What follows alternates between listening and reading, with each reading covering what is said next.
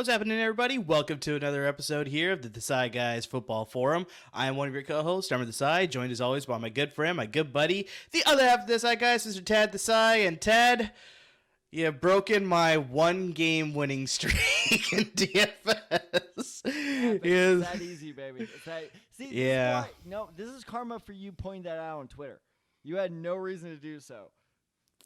I felt it needed to be said, and hopefully, I would have started my own streak, but yeah, it was not close at all. So yeah, you have now won six of the 7 contests that we have run so far. I have the lone win in my, notch on my side of the column there. So yeah, we'll see what happens here in week 11 as we continue the head-to-head challenges. But as always, we want to make sure that we're giving you the best advice that we can when it comes to DFS here in week 11. So we're going to give you our best value plays, as well as a player that you should probably stay away from. So probably some bad value there for you. So Tad, let's just hit the ground running here. Who's a guy that you like as far as good value this week here in week 11? Look, DraftKings is great, but here's their one issue is they tend to overreact to 1 or 2 bad games, and this is a spot where you can really take advantage of that overreaction, and that's with Joe Burrow. I could not believe when I saw that this was his price. So he is priced right now at $6,700. And what world is that? This is a borderline top 5 fantasy quarterback that is being priced at the range of a 10 to 15 guy. Only because 2 reasons. He's coming off bye week, and the week he had previous to his bye week was his worst week of the season. For to refresh your guys' memory, that was his terrible week where he had 9.6 points against the Browns. The Bengals just got absolutely obliterated. But here's the whole thing is that was his worst week of the season, and I always say this, and I probably will say this again on this episode, they're just those weird fluke weeks where a good team gets absolutely demolished by a bad team. That's the NFL. That's what happens sometimes. So I really, really like, his matchup this week. He is playing the 22nd ranked I almost said Oakland Raiders. He's playing the 22nd ranked Las Vegas Raiders defense. And honestly, they're 22nd now, but you look at what they've done the last 3 weeks, they are actually the second worst pass defense when it comes to fantasy. So I really, really like what Joe Burrow can do against this defense. And look, you look in the last 5 weeks before the Cleveland game, because I know people are going to go, well, the last 5 weeks includes the Cleveland game. Look, I'm not talking about the Browns game, but the last 5 weeks before that particular game, he posted 19-plus points 4 times out of 5. So I really like his consistency. I like that offense to continue to succeed. And once again, I'll say it, this Raiders defense sucks because their first-round pick got caught with a gun, and their other first-round pick killed a person. So clearly, this Raiders team is falling apart. Like this, I for the 2 years in a row or 3 years in a row, I don't know what the Raiders are doing with all these character concerns. It's really bizarre. I don't have a lot of faith in this Raiders squad going forward. I think this Bengals game for the Las Vegas Raiders is the beginning of the end. Let's also not forget, Tad, that they have another first-round pick who was the 4th overall selection last season. Maybe it was 2 seasons ago, Cleveland Farrell, and he's the 2nd stringer or 3rd stringer, so he's not even part of the first-string defense. So it's like you really have to question this defense. And when your best, sorry, Cap snipping at my heels here. When your best draft picks of the past 2 years are like Hunter Renfrow and Bryan Edwards. That's rough. That's a rough go of it. Exactly. And if I remember correctly, Edwards was a 3rd-round pick, and I think Renfrow was a 5th-round pick, if I remember correctly, right? Renfrow was definitely a 5th-round pick. Yeah, I think Edwards might have been 4th, but it doesn't matter. It's like if those 2 are your best draft picks in a while, like, come on, guys. Where are you going? It's definitely saying something. And, yeah, you have to look at the fact that the Bengals are coming off a bye week, so you'd like to think Joe Burrow and the offense are just going to fix the issues that they had. Obviously, why they suffered such a huge loss the previous week before they went on the bye week, so they're going to clean all that up. They have a lot of football left to play. They want to make a play for a wild card spot or possibly a division crown. That AFC North is still up for grabs, so, yeah, they're going to be hungry. They're going to be looking for a win, and unfortunately, the Raiders defense is going to suffer because of that. So, yeah, excellent value with Joe Burrow this week here in Week 11. I'm going with veteran guy. Maybe you've heard of him. You know, he made his name in New England. Now he's playing in Tampa Bay, and that's Tom Brady. He's only he's only yeah, he's only 7,300 this week at DFS, and only because usually you see Tom Brady, he's actually one of the better fantasy quarterbacks this whole season so far. Currently, he's ranked as the 5th highest scoring fantasy quarterback. At one point, he was number 1 before they had the bye week just recently. So, you know, he has a chance to jump back into the top 3, probably reclaim his number 1 spot. And here's the big thing here, Tad. So, if you include last week when they played the Washington football team and, you know, Washington obviously upset them, Brady has had 3 games this season in which he scored less than 18 fantasy points. Now, after 2 of those performances, he has followed it up with a 37-point performance, and then he followed it up with a 24-point performance in 2 of those bad performances he had. So last week, he only scored 13 points against the Washington football team. So I'd like to think he'll follow it up with a really good game this week, and for 7,300, it's not a bad value. I'm not going to say it's excellent value because, yeah, you are paying over $7,000 for a quarterback, but quarterback's one of those premium positions where you may need to spend a little bit depending to get on the good value that you want. Compare him to like Josh Allen, who I think is the most expensive quarterback this week. He's playing Indianapolis. Indianapolis has a really good defense. You're not going to pay $8,100 for Josh Allen. Yeah, they do. So you look at Tom Brady, who's normally at least 7,500 or above, and the fact that you get him a little bit below that, and he's playing against the New York Giants, and, you know, once again, if you were born in a barn or born in a cave or whatever it is, Tom Brady has a personal vendetta against the Giants because they cost him 2 Super Bowl rings. And if you remember, during that almost undefeated season, quote unquote, they almost beat him in the regular season too. And then that's how they were able to take some of those things. They beat him in the postseason a little bit later. That was not a lot of people remember this. That was a BSPI call late in the game to keep that perfect season going.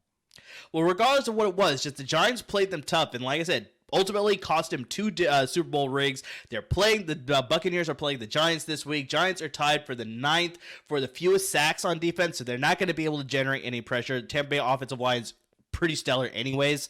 And also they're allowing the 10th most yards after the catch. So not only will Tampa Bay receivers be able to catch the ball, but they're able to move on with the ball, make some yards after the catch. Big thing also, Rob Gronkowski has been fully practicing, so he's going to be healthy. He'll be playing this week. So that's just an added weapon for Tom Brady. So yeah, I really think, you know, Tom Terrific, as they like to call him, I think he's a really good value play here in Week 11 for DFS because, yeah, I think he's really going to rebound from a poor performance against Washington last week, followed up with a really good performance this week.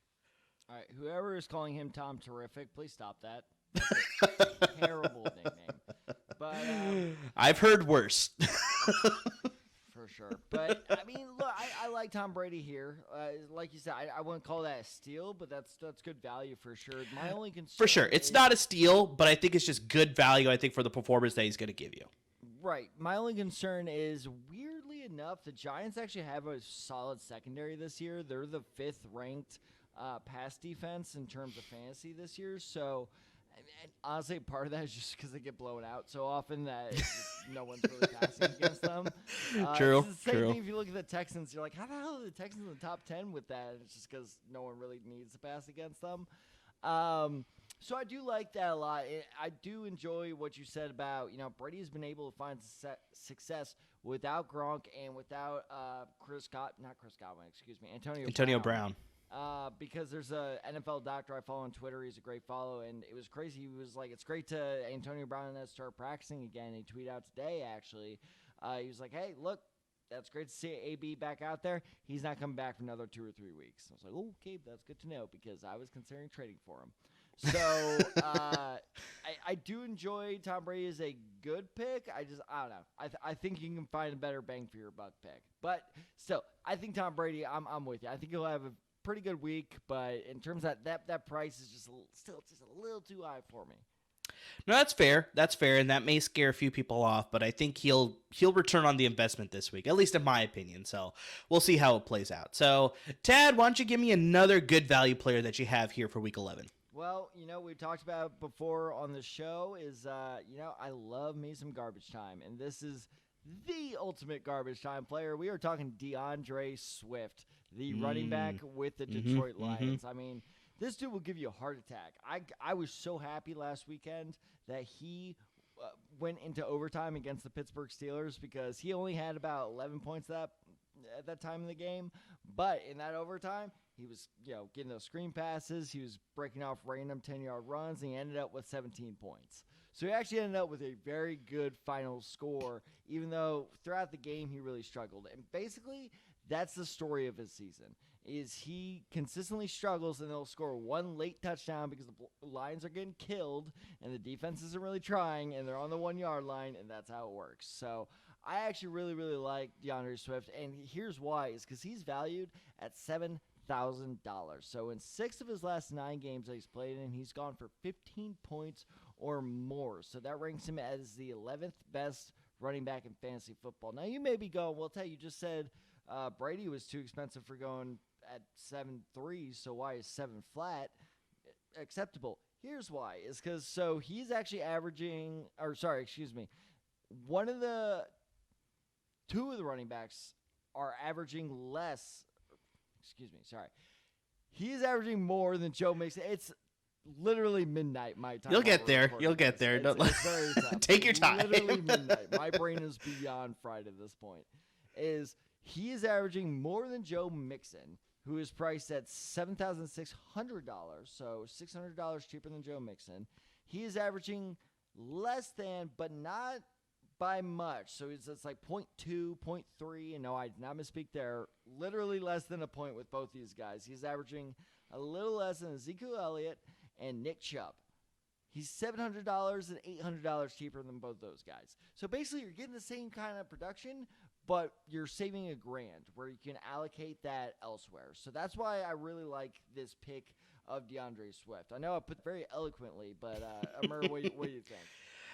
It's not bad. He's definitely one of those guys that's like he finds a way to get it done because, like you said, against Pittsburgh, it was like he was struggling for most of the game. It was very low scoring. He wasn't getting much done. And all of a sudden, getting into overtime, it was like they're focusing on him, giving him the ball, giving him as many touches as they could. And yeah, I think he finished with over 30 carries or over 30 touches and 133 total yards or something like that. Or maybe it was all on the ground. I can't remember exactly. No, he had a couple good receiving plays as well. Yeah, so I think that was a combined effort, both the running and the receiving as well. So it's like, yeah, he turned in a really good game without scoring too, because he didn't score in that game. So yeah, the fact that he was able to get. By the way, how did 2 different Lions running backs score and neither one is DeAndre Swift? Like, how is that possible? And Jamal Williams is out. Yeah, I don't know. It was very interesting for sure. But yeah, so that just shows because the one thing that I was going to say is that they are going to be playing the Cleveland Browns, who have a really good rush defense. So they don't they don't. That's what surprised me. They're very middle tier with the rush defense. They're currently ranked 12th. Well, regardless, bad, but. Well, regardless, too, because like even if they slow him down early, I think, the Lions know that he's their premier weapon on the offensive side, with the exception of maybe TJ Hawkinson, maybe. But he's their only consistent weapon. Exactly. If Jared Goff's not going to get the time, then how's he going to get the ball to TJ Hawkinson anyway? How does Jared Goff get the ball to anyone? The fact that too. He's still in the league is a miracle. That too. So yeah, even against, even if, like you said, Cleveland Browns defense maybe a little bit more middle tier, but, I think they could be able to shut them down for the most part. But I still think DeAndre Swift will get the volume play there, which will lead to him getting a good amount of points, both because of the receiving and the rushing. And hopefully he'll get a score because that'll give him a big boost as well. So DeAndre Swift for 7,000 is not bad value for sure. I'm going to go wide receiver here, Ted. I'm going to go with DJ Moore of the Carolina Panthers. He's only 5,900 this week in DFS, and before the news of Cam Newton signing, it was very much that like DJ Moore was playing really well to start the season. It was inconsistent for a while. Obviously, the struggles of Sam Darnold. Then they brought in PJ Walker. That didn't really help all that much either. So you thought that DJ Moore's fantasy prospects were going to decline as the season kept going on. Then obviously they signed Cam Newton, and I think he's going to bring a little bit more revitalization to this offense. I don't know about season long, but at least for the short term, I think they're going to ride that high and be like, all right, this is a new quarterback. He's back in Carolina. He's a rushing quarterback. He could throw a little bit too. It's just like, here's the thing to note too, Tad, is that DJ Moore, his rookie year, Cam Newton was still on the Carolina Panthers. So I think Cam Newton has that familiarity with DJ Moore already. He'll probably be a go-to option for him more consistently because he already had that rapport before. I do know, obviously, Cam Newton still likes to chuck it deep. So, I mean, Robbie Anderson may steal some of those home run plays. And possibly... every so often. Rephrase that. Can he, though? Every so often. And they're playing the Washington football team. A surprisingly very bad defense. Very bad defense. So, if Robbie Anderson finds a way to get open, I think, Cam Newton has enough arm strength to get it down there, and he'll get a home run play that way. Whereas DJ Moore, I think, will be more of just that, volume play, kind of like you were saying with DeAndre Swift, where it's like he'll go to him more often because they don't even have a strong option at the tight end position either, which would be really good. So, obviously, Christian McCaffrey will be healthy, so he's obviously going to get his fair amount of touches, both receiving and rushing. But when they do pass, I think they're going to look DJ Moore's direction more often.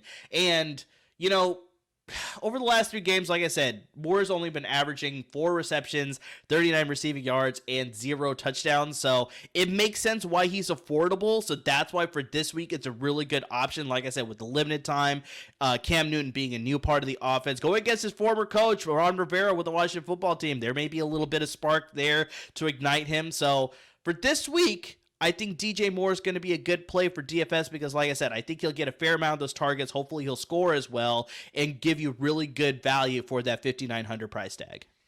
So, here's my one issue with DJ Moore and I just traded for him in my other league, so I'm well versed in his issues. He's only gone over 10 points once since week 5. That's fair. So I get what you mean is maybe this switch at quarterback is exactly what he needs for that kind of revival. And I hope, well, not this week because he's actually on my bench, but after this week, I hope you're right. So I get where you come from. If you want to really take a big time flyer that big risk, big reward, love it. I think this is your best bet to do that. But it's still a big risk regardless. So I'm not going to say this is a bad pick. I'm just saying this is definitely the riskiest pick you're going to hear the entire episode. Yeah, I think that's a fair assumption to make. But I could see him blowing up.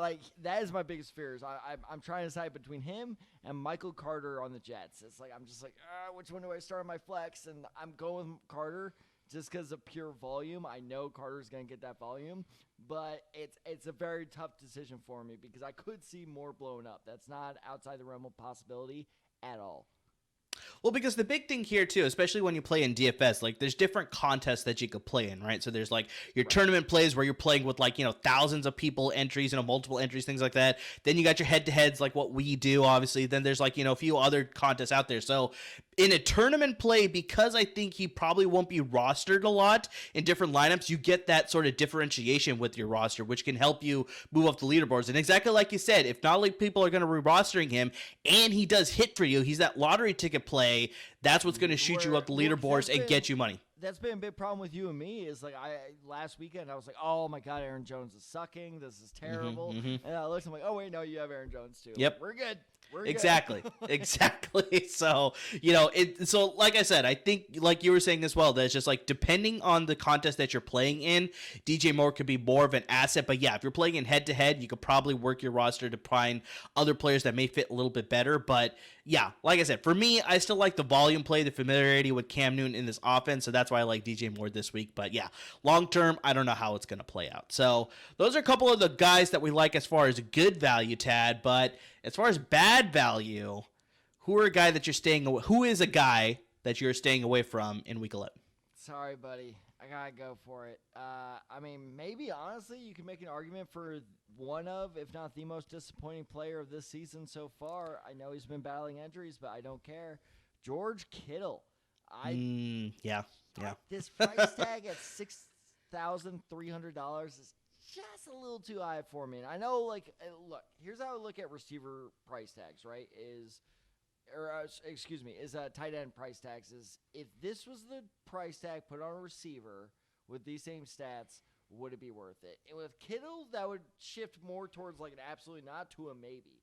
But here are my two big issues with Kittle, right? At $6,300, I don't love it because, one, you got Brandon Ayuk, assuming he plays. And by the way, people, I actually almost put Brandon Ayuk Deebo Samuel as my third best bet player or best value player because he is actually around like $600 cheaper than your top receivers. But if you look over the past 3 or 4 weeks, he's been by far the top performing fantasy receiver. So the fact that he is not the most expensive receiver at this point, absolute steal. So you got Deebo Samuel, who's on a hot streak.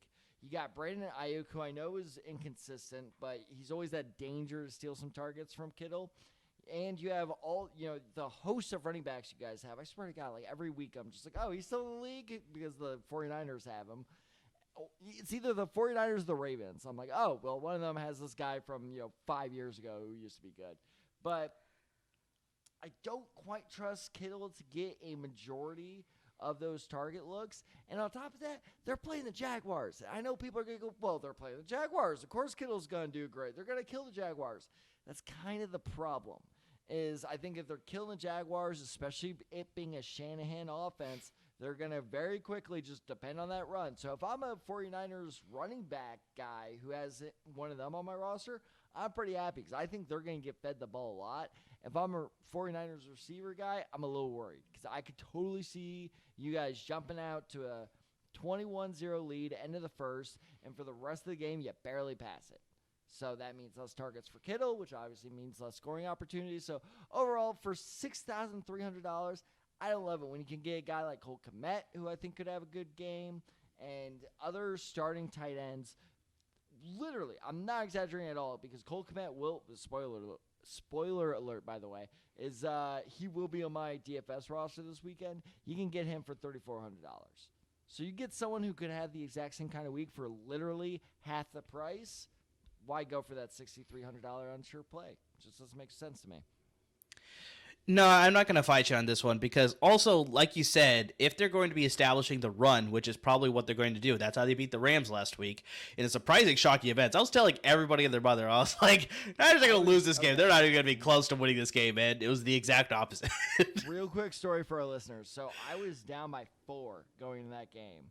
Opponent had no one going, so he was stuck at 79. I had Matt Stafford going. I'm like, and my friends were making fun of me. They're like, dude, why are you nervous for this? You got it. I'm like, I'm telling you, I have that feeling something bad's going to. That entire game, I'm like, this is it. This is it. This is it. This is it. Like, it was awful. That entire game was literal torture for me. I won by 2. Yeah, that was a rough game. I had Stafford and Cooper Kupp in that one, and for the longest time they were doing nothing, and then finally I was able to squeak by with the win as well. Exactly. But anyways, just jumping back to Kittle, so he's an excellent blocker. Like, I mean, he's part of the reason why they were able to establish such a good running game against the Rams as well. 6'6"? I hope you're a good blocker. Well, not only that, but it's like he's a willing blocker too. He said so many times in post-game press conferences, in interviews, that he's like, I actually get more satisfaction from an efficient block and a pancake compared to receiving touchdowns and receiving yards. So it's like, this guy wants to block. And yeah, that's one thing that, like you said, Kyle Shanahan will want to establish the run. That's how they beat the Rams last week. So they're going to do that against the Jaguars as well. And they'll keep Kittle in to block a little bit more, different blocking schemes as well. So he's not going to be out as a receiving threat as often, because also you have to remember, you already brought Deebo Samuel. They were using him in the run game too. So it's like they're using different receivers and different players to get into the running game to establish the fact that, hey, this is a power sort of running game. Then we're going to play good defense on top of that. And that's the game that they're going to sort of play. And so, yeah, Kittle may get a couple targets, but yeah, for the price tag of $6,300, I think that's what you said, right? So, yeah, that's a little bit too much. He is the second most expensive tight end. Yeah, and I think unfortunately that's because of the name. Like, George Kittle, you think about that. It's just like, yeah, I think George Kittle going against one of the worst teams in the NFL. So DraftKings just saw that. It was like, all right, let's, boost his price up and just don't fall for that. Yeah, exactly. So I think that's a little bit too much to pay at the tight end position. I think, you could probably find other value with other players. Like you said with Cole Kmet, I think Dalton Schultz is like $4,900 this week. So, I mean, there's other good value this week. So the problem is Schultz is turning into a Hunter Henry type guy where he's boom or bust. It just all depends on if he catches a score or not. That's fair, but I think this week I trust him a little bit more than I trust Kittle, surprisingly. So that's the biggest thing. Yeah. That's the biggest thing there. So yeah, I agree with you. I'm not going to fight you on Kittle. That's, probably not the best value play there. So I'd avoid putting him in your roster. I have another premier name that I think you should avoid putting in your roster as well. Don't you go there. He plays for the Minnesota Vikings. Justin Jefferson, J Square. He is $8,100 this week. I mean, that's very, very pricey in my book. I mean, there's no arguing. He had a sensational rookie season last season, and he's been playing pretty well this season as well. But the big thing, unfortunately, with Justin Jefferson, and I should say the Vikings offense as well, is that little inconsistent, because it's like there's times where he looks pretty good.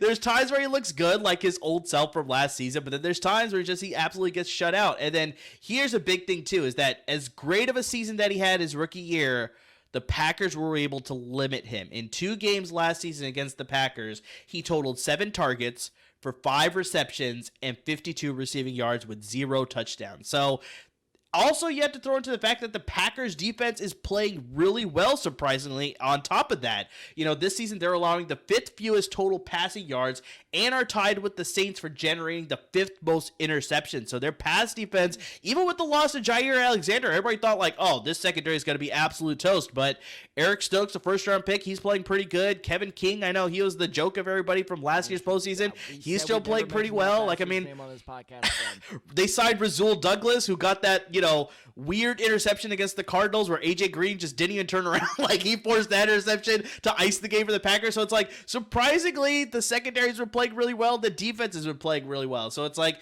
you look at this team and it's just like Justin Jefferson, like I said, the inconsistency worries me. The fact that he's playing the Packers worries me a little bit. And just that price tag worries me. So it's like, you're not going to get that good return paying $8,000 for a receiver. That just seems ludicrous to me, regardless of how good a receiver is. That just seems a little bit hard for me to build the rest of your roster then. But once again, it's like, if you're playing in different contests, if you pay for a higher price receiver and you go for some of those more lottery ticket plays like your DJ Moores, other lower cost options that are like $4,000 or whatever, then it's like, I can see the value there, but it really just depends on the contest that you're playing in. But regardless of the contest that you're playing in, I just don't like Justin Jefferson this week. I mean, you already mentioned it. I like Deebo Samuel for $7,900. That's $200 cheaper. Way better deal. AJ Brown versus the Texans. He's only $7,800. So that's a pretty good value there. Same concern though. How much are they going to be passing it? And then you also got, you already brought him up, Joe Burrow, who's his throwing mate, Jamar Chase. He's only $7,200 this week against the Raiders. So it's like, you could get better value compared to Justin Jefferson paying over $8,100. So it's just like, yeah, I'm as a premier receiver as he is this week, avoid him in DFS for sure, though. So, yeah. Any thoughts on Justin Jefferson? If this price is $300 lower, I'd be fighting you way more on this. Of just like, no, like, it's worth the risk, go for it, blah blah blah. Just for pure volume's sake, like that's gonna be a shootout. He's gonna be seeing a lot of those passes, but. To put this in perspective for people, he is the 3rd most expensive receiver this weekend, behind Tyreek Hill and Devontae Adams. That's too much risk involved there, because you are right. It was funny because I actually forgot that was a talking point his rookie year was, okay, he does really well. How are the Packers killing him? Like, what is the secret sauce here? So I do agree with you. Like, if the price is just a little lower, I'd be like, no, I think that's worth it. But 3rd most expensive receiver, dude, you got to be guaranteeing me at least 15 points. I'm not sure he's going to hit that benchmark this weekend. Yeah, I don't think so as well. So those are our DFS value plays, both good and bad for this week. Make sure you stay tuned for the rest of this week. We obviously still got our podcast episode coming out. We got a great segment to talk about. And, of course, our sports betting segment to help you earn some cash this weekend. And, hey, we definitely want to shine some light on one of our new sponsors that are sponsoring us with LAFB Network and, of course, the This Side Guys Football Forum. Black Friday and Cyber Monday are right around the corner with our new sponsor, MyBookie, wants to make sure you have some cash to spend on great gifts for your friends, family, and of course, yourself. So both me and Tad want to make sure you can earn some good money. So besides giving you great betting advice on our podcast, we also want to pass along a promo code for MyBookie to double your first deposit. Just use the promo code LAFB, and the good people at MyBookie will take your initial deposit and multiply it by 2. That's right. You'll get double your initial deposit, I should say, and the good folks at MyBookie will make sure to get you some good cash to spend this weekend and at weekend's future. Not only does MyBookie want you to earn some cash for some sports bets this weekend, but they want your whole crew to join the fun as well. Share your referral link, and you'll get an additional 250% bonus with their first deposit. And not only is it, a one-time, two-time thing, this is an unlimited offer. So the more people that you invite, your friends, your family, your coworkers, your second aunt, nephew, twice removed, whoever it is, spread the word and make sure to share the wealth, because you'll get a 250% bonus on top of all of their deposits. And of course, just make sure to use that promo code LAFB to get your first deposit doubled. And of course, everyone to join the fun at MyBookie. So bet anything, anytime, and anywhere with MyBookie. Like I mentioned, we're going to have some great advice coming this weekend for you. Tad's got his picks as usual, so make sure you stay tuned for that episode. Best way you can find out is just obviously subscribe wherever you listen to your podcast. Make sure you're following us at all of our Twitter handles. You got my personal handle, UnderTheSide23. You got Tad's at TadTheSide94. You got the show handle, DDecide, guys. We're here to help you out with DFS plays, sports betting, trade advice, startup sit-em. Anything and everything related to football. We're here to interact with you. We love talking with you guys. So yeah, to everybody who's watching the videos, who's subscribing to our podcast, gives us a good rating, who's following us, listening. Anything and everything. We just can't thank you guys enough. And guys, real quick, if you're saying, well, hey, you say listen to the podcast, but I don't know where to subscribe, links are in the YouTube description. And on top of that, just go to those YouTube links right there. Promise you, you will find them like that. We post those links to our Spotify, Apple Podcasts, and our LAFB Network website hubs constantly. So you can find them in those Twitter handles right below. Again, it is 12:30 at night, people. I'm doing the best I can. That's how much I care, is I come on at 12:30. 100%. So yeah, subscribe, follow us, listen to us, anything and everything in between. And guys, keep it cool out there. Appreciate it, guys.